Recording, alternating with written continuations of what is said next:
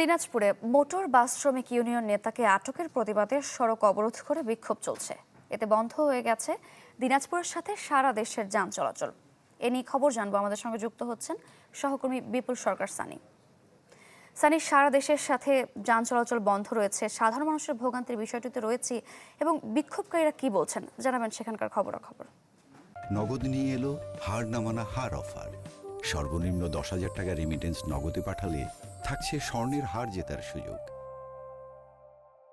আভ্যন্তরীণ 44টি রুট, সেসব রুটে যান চলাচল বন্ধ করে দিয়েছে শ্রমিকরা।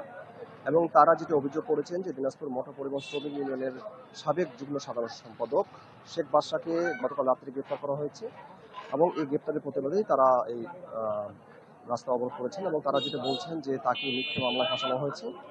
এবং তাদের আরেকটি অভিযোগ যে সামনে মোটর পরিবহন শ্রমিক ইউনিয়নের নির্বাচন, এই নির্বাচনে শেখ বাদশা সাধারণ সম্পাদক পদপ্রার্থী এবং সাধারণ সম্পাদক পদপ্রার্থী হওয়ায় তাকে একটি গোষ্ঠী তাকে কোণঠাসা করে রাখতে তাকে এই গ্রেপ্তারের নাটক সাজিয়েছে, এটি তারা বলছেন। যদিও পুলিশের সাথে আমরা কথা বলেছি, পুলিশ যেটা জানিয়েছেন যে তাকে পূর্বে একটি মামলায় গ্রেপ্তার দেখানো হয়েছে এবং এটি আসলে আইনানুগ ব্যবস্থা এবং তার বিরুদ্ধে যে আইনানুগ ব্যবস্থা রয়েছে সেই হিসেবে তারা পদক্ষেপ গ্রহণ করেছে। আর এখানে মোটামুটিভাবে যেহেতু যান চলাচল বন্ধ রয়েছে দিনাজপুর জেলার যে 44 রুটে, ফলে জনগণে কিন্তু চরম ভোগান্তি করতে হচ্ছে।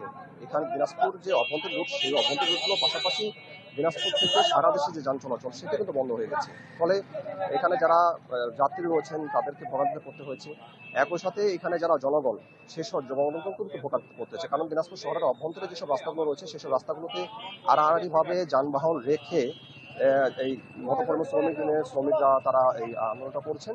ফলে অভ্যন্তরীণ যেসব যানবাহন, ছোট ছোট যানবাহন রয়েছে, ট্রাক কিংবা ট্যাক্সি কিংবা অটো, সেসব যানবাহন কিন্তু চলাচল বন্ধ রয়েছে। ফলে জনগণের ভোগান্তি হচ্ছে, যারা ঢাকা কিংবা দূর দূরান্তে যাবেন সেসব যাত্রীদেরও চরম ভোগান্তির মধ্যে পড়তে হচ্ছে। সারিকা সানি, ধন্যবাদ আপনাকে।